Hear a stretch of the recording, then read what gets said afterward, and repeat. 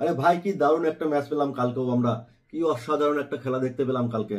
243-এর উপর রান হয়ে গেছিল, সেই রানটাও কিন্তু প্রায় চেঞ্জ হয়ে যাচ্ছিল। কিন্তু যে সমস্ত প্লেয়ারদের কথা বলেছিলাম যে তারা ভালো খেলবে, তারা কিন্তু সত্যিই ভালো খেলেছে। যেমন আমি বলেছিলাম পাঞ্জাব কিংসের হয়ে শ্রেয়াস আয়ার কিন্তু খুব ভালো খেলবে। শ্রেয়াস আয়ারকে আমি ক্যাপ্টেন করেছিলাম আমার গ্র্যান্ড লিগে। তো খুব ভালো উইনিং আমি কালকে কিন্তু করেছি। মার্কস স্টোইনিসের কথা বলেছিলাম, মার্কস স্টোইনিস কিন্তু খুব ভালো খেলেছে। কিন্তু গ্ল্যান ম্যাক্সওয়েলের কথাও বলেছিলাম, কিন্তু গ্ল্যান ম্যাক্সওয়েল তারা ওরাই মানে ওদের আগের প্লেয়ারগুলো এত রান করে ফেলেছে, যার জন্য ও এসে আর দায়িত্ব নিয়ে খেলতে পারেনি, কিন্তু একটা উইকেট নিয়ে দিয়েছে। আদারওয়াইজ আর গুজরাটের কথা যদি আমি বলি, গুজরাটের হয়ে কিন্তু সাই সুদর্শনের কথা আমি বলেছিলাম। সাই সুদর্শন, শুভমান গিল, জস বাটলার সবাই কিন্তু কিছু না কিছু সাপ রেখে গেছে। সাই সুদর্শন কিন্তু খুবই ভালো একটা ইনিংস খেলে গেছে কালকেও। শুভমান গিল ভালো রান করেছে, জস বাটলারও ভালো রান করেছে। সারদার রাদারফোর্ডের কথা আমার জানা ছিল না, কারণ এটা ইম্প্যাক্ট প্লেয়ার হিসেবে রাদারফোর্ড ঢুকেছিল, তো সেই জন্য বলা যায়নি। তো রাদারফোর্ডও কিন্তু একটা ভালো ইনিংস খেলে গেছে। তো এটা গেল কালকের ম্যাচ। তো আজকের ম্যাচ নিয়ে আমরা আলোচনা করি। তো দেখুন, খেলা কিন্তু 10টা টিমেরই মোট 5টা খেলা হয়ে গেছে ইতিমধ্যে। তো এখন কিন্তু আমাদের প্লেইং 11 কোন কি হচ্ছে সেটা নিয়ে কিন্তু আর চিন্তা করার কোনো ব্যাপার নেই, কারণ প্লেইং 11টা আমরা সকলেই কিন্তু এখন বর্তমানে বুঝতে পারবো যে প্লেইং 11 কি হতে চলে। প্লেইং 11-এর বাদেও যে ইম্প্যাক্ট প্লেয়ারগুলো হচ্ছে, সেই প্লেয়ারটা কোন প্লেয়ার হচ্ছে এটা কিন্তু আমাদের এখন সবারই মোটামুটি আইডিয়া হয়ে গেছে। তো এখন কিন্তু ম্যাচ প্রেডিকশন করা আরো সহজ হয়ে গেল আমাদের কাছে। তো চলুন আজকের ম্যাচ প্রেডিকশনটা সেরে নেওয়া যায়। আর একটা কথা বলি, আর একটা কন্টেস্ট আজকের থেকে আমি চালু করলাম আমার এই চ্যানেলে। তো প্রথম কন্টেস্টটা হচ্ছে আজকের ম্যাচে সব থেকে বেশি রান কে করবে। এটা যদি আপনারা কমেন্টে বলতে পারেন, সর্বপ্রথম 5জন তারা কিন্তু নগদ 100 টাকা করে পুরস্কার পাবেন। তো ঝটপট কমেন্ট করুন, কমেন্ট করে জানান যে আজকের ম্যাচে সব থেকে বেশি রান কে করবে। আজকের ম্যাচে সব থেকে বেশি রান যে করবে কমেন্টে ঠিকঠাক লিখতে পারবেন, যার কমেন্টটা ঠিক হবে তাকে কিন্তু নগদ 100 টাকা দেওয়া হবে এবং সর্বোচ্চ 5জনকে দেওয়া হবে। তো চলুন আজকের ম্যাচ নিয়ে আসা। তুমি আজকে আমরা জেনে নেব টিম নিউজ সম্বন্ধে। আজকে আমরা যে টিম নিউজটা জানতে পারছি তাতে করে কিন্তু দুটো টিমই তারা কিন্তু প্রথম ম্যাচটা হেরে আসছে দুটো টিমই। তো এই দুটো টিমের মধ্যে কিছু পার্থক্য হয়, এই দুটো টিমের মধ্যে কিছু চেঞ্জ হয়তো আজকে আমরা এই ম্যাচটাতে দেখতে পারি। আজকে হয়তো অর্ধেন্দু হাসরাঙ্গা হয়তো খেলতে পারে। তো কোনো একটা বোলারের জায়গায় অর্ধেন্দু হাসরাঙ্গাকে ঢোকানো হতে পারে, জায়গায় কিন্তু নটজি আসতে পারে। তো এটা হলো টিম নিউজ। এবার আমি বলতে চলেছি আজকের ম্যাচের প্লেইং 11 কি হতে চলেছে। তো প্লেইং 11 জানার আগে আমি আরেকবার বলে দিই আজকের ম্যাচের যে সব থেকে আর একটা কন্টেস্ট আপনাদের জন্য আমি এখন বলছি যে আজকের ম্যাচে সব থেকে বেশি 4 কে মারবে। তো এই প্রশ্নের উত্তরটা যদি আপনারা সঠিক দিতে পারেন, প্রথম 5জনকে কিন্তু নগদ 100 টাকা করে পুরস্কার দেওয়া হবে। তো তাড়াতাড়ি কমেন্ট বক্সে গিয়ে কমেন্ট করুন। কমেন্ট করতে কিন্তু কোনো পয়সা লাগে না, কিন্তু যদি আপনি উইনিং হয়ে যান কিন্তু আপনি কিন্তু নগদ 100 টাকা নিতে পারেন। এবং এই কন্টেস্টটা জেতার জন্য কিন্তু একটাই শর্ত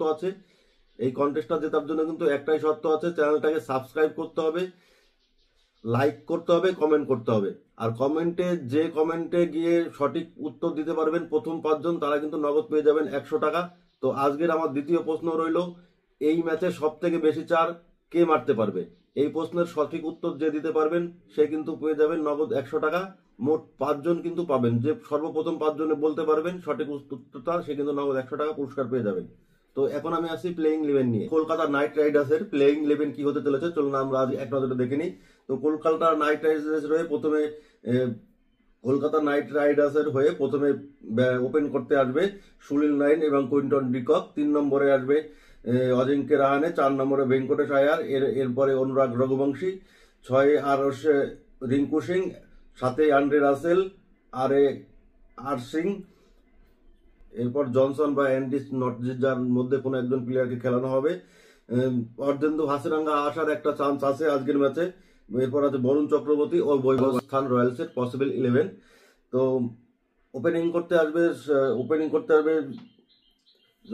ওপেনিং জুটিতে আসবে যশস্বী জয়সাল এবং সঞ্জু স্যামসং। 3 আসবেন রিয়ং পরাগ, ক্যাপ্টেন তিনি।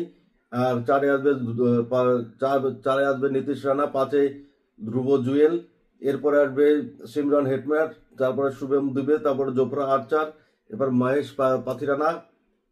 মহেশ থাকসিনা, সুরেশ শর্মা, এরপর তুষার দেশপান্ডে আর ফয়জল ফারুকি। আমার মনে হচ্ছে আজকে ফয়জল ফারুকির জায়গায় হাসিরাঙ্গাকে খেলানো হতে পারে। তো সেটা কিন্তু টসের পরেই জানা যাবে, এখন কিন্তু বলা সম্ভব নয়। আর একটা কথা বলি যে আমার ফাইনালি টিম কিন্তু ড্রিম ইলেভেনের যে আমরা টিমটা আমি টিমটা তৈরি করি, সেই টিমটা কিন্তু এখন হয়তো ইউটিউবে আমি দিয়ে দিই, কিন্তু এই ফাইনাল টিমটা কিন্তু আমাদের থাকে না। মানে আমার এই টিমটা কিন্তু ফাইনালি হয় না, টসের পরে আমি কিন্তু ফাইনাল টিমটা আমার ইনস্টাগ্রামে দিয়ে থাকি, সেটা টসের পরে। তো ইনস্টাগ্রামে জয়েন করতে হলে ইনস্টাগ্রামের লিঙ্ক এই ভিডিও ডেসক্রিপশনে দেওয়া থাকবে, এবং এই ইয়েতে আপনাদের মোবাইল স্ক্রিনে এই ইনস্টাগ্রামের লিঙ্কটা শো হচ্ছে। আপনারা চাইলে কিন্তু ইনস্টাগ্রামে জয়েন করতে পারেন। তো চলুন এখন আমরা জেনে নিই আজকের পিচ রিপোর্ট সম্বন্ধে। তো আজকের খেলাটা কিন্তু হচ্ছে আজকের খেলাটা কিন্তু হচ্ছে গৌহাটিতে বর্ষা ক্রিকেট স্টেডিয়ামে। তো এক্সপেক্টেড করা হচ্ছে আজকেও কিন্তু হাই স্কোরিং ম্যাচ হবে, 190 থেকে 200 রানের মতো হতে পারে আজকের ম্যাচেও।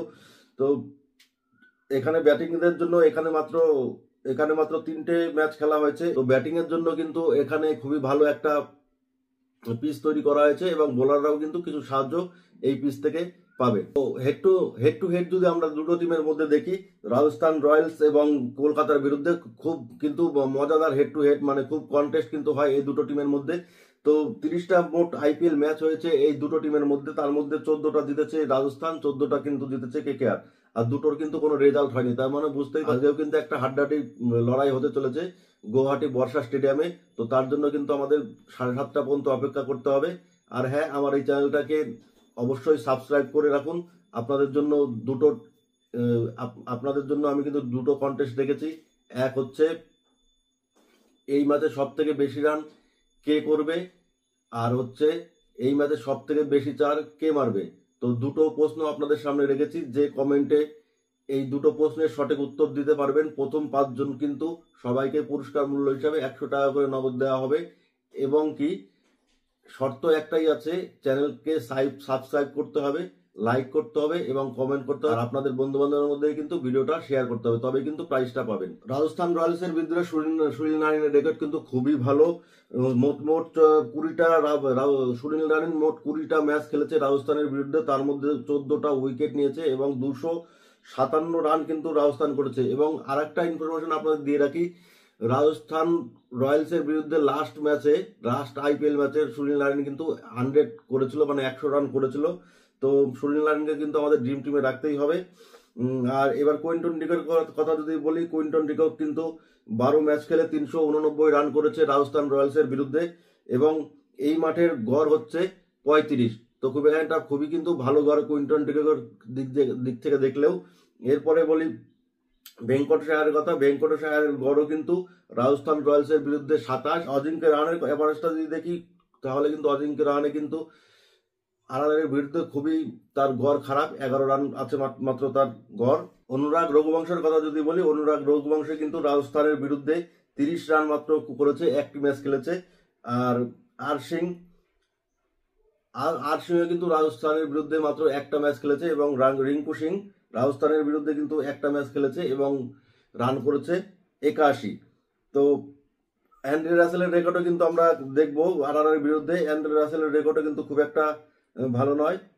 অ্যান্ড্রে রাসেলের রেকর্ড আমরা দেখবো। অ্যান্ড্রে রাসেলে কিন্তু রাজস্থানের বিরুদ্ধে মোট 16টি ম্যাচ খেলে 200 উপর রান করেছে এবং 7টি উইকেট নিয়েছে। তো খুব একটা ভালো পারফর্ম আমি বলবো না। এরপরে বলি স্পেন্সার জনসনের কথা। স্পেন্সার জনসন কিন্তু মাত্র রাজস্থানের বিরুদ্ধে একটা ম্যাচই খেলেছে, তো একটা ম্যাচে কোনো উইকেট পায়নি। হর্ষিত রানা 3টি ম্যাচ খেলেছে। হর্ষিত রানা 3টি ম্যাচ খেলে রাজস্থানের বিরুদ্ধে মাত্র 2টো উইকেট তুলতে পেরেছে। বরুণ চক্রবর্তীর কথা বলি যদি, বরুণ চক্রবর্তী 8টি ম্যাচ খেলেছে রাজস্থানের বিরুদ্ধে 8টি ম্যাচ খেলে মাত্র 9টা উইকেট নিয়েছে। এইমাত্র আমি বললাম কলকাতা নাইট রাইডার্স প্লেয়ারের কথা, এবার কিন্তু আমি বলতে চলেছি রাজস্থান রয়্যালসের প্লেয়ারের কথা।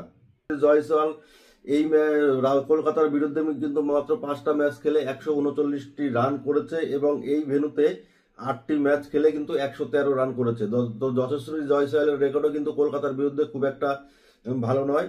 এরপরে বলি সঞ্জু স্যামসনের কথা। সঞ্জু স্যামসন কিন্তু কলকাতার বিরুদ্ধে মোট 30 অ্যাভারেজে রান করেছে, তো মোটামুটি ভালো অ্যাভারেজ বলতে পারেন। আর এই ভেন্যুতে মোট 4টি ম্যাচ খেলে স্কোর করেছে মাত্র 60 run. Sanju Samson struggles against Narine. Sanju Samson কিন্তু নারিনের সামনে ভালোই স্ট্রাগল করতে দেখা যায়, কিন্তু বরুণ চক্রবর্তীর বলে কিন্তু সঞ্জু স্যামসন খুব ভালোই খেলে। 23টি বল খেলে সঞ্জু স্যামসন বরুণ চক্রবর্তীর বলে কিন্তু 39টি রান করেছে। এটাও কিন্তু আমাদের মাথায় রাখতে হবে। কলকাতার বিরুদ্ধে রিয়ান পরাগের অ্যাভারেজও কিন্তু খুবই খারাপ, মাত্র 18 অ্যাভারেজে রিয়ান পরাগ কলকাতার বিরুদ্ধে খেলে থাকে, এবং এই ভেন্যুতে 4টি ম্যাচ খেলে মাত্র 75 রান কিন্তু রিয়ান পরাগ করেছে। এরপরে বলি নীতিশ রানার কথা। Expected player has scored has 50। তো নীতিশ রানা কলকাতার বিরুদ্ধে একটি ম্যাচই খেলেছে, একটি ম্যাচ খেলে 50-এর উপর রান কিন্তু নীতিশ রানাও করেছে। জোফরা আর্চার 6টি ম্যাচ খেলে কলকাতার বিরুদ্ধে কিন্তু 5টা উইকেট নিয়েছে, এবং মহেশ থিকসেনা 3টি ম্যাচ খেলে কিন্তু 3টে উইকেট নিয়েছে। আর তুষার দেশপান্ডে সেও কিন্তু কলকাতার বিরুদ্ধে 5টা ইনিংস খেলে 5টা উইকেট নিয়েছে। এটা কিন্তু খুবই ভালো খবর বোলারদের দিক থেকে, মানে রাজস্থানের বোলারের দিক থেকে। সুরেশ শর্মা কলকাতার বিরুদ্ধে 15টা ম্যাচ খেলে মাত্র 10টা উইকেট কিন্তু নিয়েছে। এবারে বলি ম্যাচ আপের কথা। ম্যাচ আপটাও কিন্তু আমাদের খেলার একটা গুরুত্বপূর্ণ অঙ্গ। এই ম্যাচ আপটাও কিন্তু আমাদের একটু দেখে নিতে হবে। তো সুনীল নারিনের ম্যাচ আপ যদি আমরা দেখি, তাহলে কিন্তু সুনীল নারিন ফাইজাল ফারুকের সামনে মাত্র 11 বল খেলে 3 রান করেছে, এবং দুবার কিন্তু সুনীল নারিন আউট হয়েছে। সুনীল নারিনের সঙ্গে থিকসেনারও একটা আমরা কন্টেস্ট আমরা দেখতে পাই। তো এখানে 7 বল খেলেছে থাকসেনার বিরুদ্ধে। থাকসেনার 7 বল খেলে সুনীল নারিন রান করেছে মাত্র 8। এবার থাকসেনার বিরুদ্ধেও কিন্তু থাকসেনার সামনেও কিন্তু সুনীল নারিন দুবার আউট হয়েছে। বরেন্দ্র হাসরাঙ্গার সঙ্গে যদি বলি, অর্ধেন্দ্র হাসরাঙ্গার কথা যদি বলি, অর্ধেন্দ্র হাসরাঙ্গার বলেও কিন্তু সুনীল নারিন ভালোই স্ট্রাগল করে। 14 বল খেলে 12 রান মাত্র সুনীল নারিন করতে পেরেছে, এবং 4বার কিন্তু আউট হয়েছে। এখানে কিন্তু আমরা একটা সঞ্জু স্যামসনের ম্যাচ আপ দেখতে পাচ্ছি। সঞ্জু স্যামসন কিন্তু সুনীল নারিনের বিরুদ্ধে 82 বল খেলে 66 রান করেছে, এবং 3বার কিন্তু আউট হয়েছে। তো সঞ্জু স্যামসনও কিন্তু সুনীল নারিনের বিরুদ্ধে ভালোই স্ট্রাগল করতে দেখা যায়। সঞ্জু স্যামসনের আরেকটা আমরা দেখতে পাচ্ছি আন্ড্রে রাসেলের বিরুদ্ধে। আন্ড্রে রাসেলের মোট 19টি বল খেলে সঞ্জু স্যামসন রান করেছে 32, দুবার কিন্তু আউট হয়েছে। তো মোটামুটি একটা খারাপ পারফরমেন্স বলা যায় না, তো ভালোই। সিমরন হেটমেয়ার আর বরুণ চক্রবর্তীর মধ্যে যদি আমরা দেখি, এখানে বরুণ চক্রবর্তীর 7টি বল খেলে সিমরন হেটমেয়ার কিন্তু রান করেছে 6, আর উইকেট কিন্তু খুইয়েছে 2বার। তো এটাও একটা কিন্তু মাথায় রাখার মতো বিষয় আমাদের। এবার আমি আসি ফ্যান্টাসি ক্রিকেট টিপস নিয়ে। তো আপনারা যারা ড্রিম 11-এ বা মাই 11 সার্কেলে ফ্যান্টাসি টিম বানিয়ে থাকেন, মানে ড্রিম 11-এর টিম বানিয়ে থাকেন, তাদের জন্য আমি একটা টিপস দিয়ে দিচ্ছি। তো চাইলে আপনারা এই টিপসটা নিতে পারেন। উইকেট কিপার হিসেবে কুইন্টন ডিকক কিন্তু ভালো একটা অপশন হতে চলেছে আজকের ম্যাচে। তো উইকেট কিপার হিসাবে আমরা কুইন্টন ডিকককে রাখতে পারি। সঞ্জু স্যামসন কিন্তু ব্যাটিং হিসাবে খেলবে, ও কিন্তু ফিল্ডিংও হয়তো খুব একটা করবে না বা বোলিংও করে না। তো সঞ্জু স্যামসনকে রাখলে কিন্তু ব্যাটিং হিসাবে রাখতে হবে। আমার মনে হয় সঞ্জু স্যামসনকে ব্যাটিং হিসাবে রাখাই যায়। এরপরে বলি ধ্রুব জুয়েলের কথা। Dhruv Jurel well in last game but the bat low can be reported in slot. তো ধ্রুব জুয়েলকেও আমরা রাখতে পারি। ধ্রুব জুয়েল কিন্তু ব্যাটিং হিসাবে এই ম্যাচে ভালোই করতে পারে। তো যশস্বী জয়সওয়াল কিন্তু ওপেনিং করতে আসে। তো যশস্বী জয়সওয়ালকে আমরা আজকের এই ম্যাচটাতে রাখবো। রানেকেও আমরা যদি স্কোরিং এর দিক থেকে দেখি, খুব একটা ভালো কিন্তু আরআরের বিরুদ্ধে করেনি, কিন্তু অজিঙ্ক্য রাহানের মতো একটা প্লেয়ারকে কিন্তু টিমের বাইরে রাখা যায় না, রাখতেই হবে। রঘুবংশীকেও রাখতে পারেন, খুব ভালো একটা প্লেয়ার। রিঙ্কু সিং আর সিমরন হেটমেয়ার যেহেতু দুটো প্লেয়ারে খুব নিচের দিকে নামে, তো এই দুটো প্লেয়ারকে নিতে গেলে কিন্তু একটু চিন্তা ভাবনা করে নিতে হবে। তো এটাকে টসের পরেই নেওয়া যাবে। তো টস পর্যন্ত অপেক্ষা করুন, তারপরে আমার টসের পরে যদি আমি নিই টেলিগ্রাম চ্যানেলে, তবে আপনারা দেখতে পারবেন। আমি এখন আমি যে টিমটা করছি সেই টিমটা কিন্তু আমি এখনই আপনাদের সামনে দেখিয়ে দেবো। আর ফাইনালে যে টিমটা আমার হবে সেই টিমটা কিন্তু আপনারা টসের পরেই দেখতে পাবেন আমার টেলিগ্রাম চ্যানেলে, যদি জয়েন করে থাকেন তবেই। আর একটা প্রশ্ন আপনাদের সামনে আজকে রাখবো, এই ম্যাচটাতে ম্যান অফ দ্য ম্যাচ কে হচ্ছে? সঠিক উত্তরদাতা কিন্তু পাবেন নগদ 100 টাকা। এবং আমি এই ভিডিওতে মোট 3টে প্রশ্ন রাখলাম। 3টে প্রশ্ন 3টেই যদি কেউ সঠিক উত্তর দিতে পারেন, তার জন্য কিন্তু থাকছে 1000 টাকা পুরস্কার।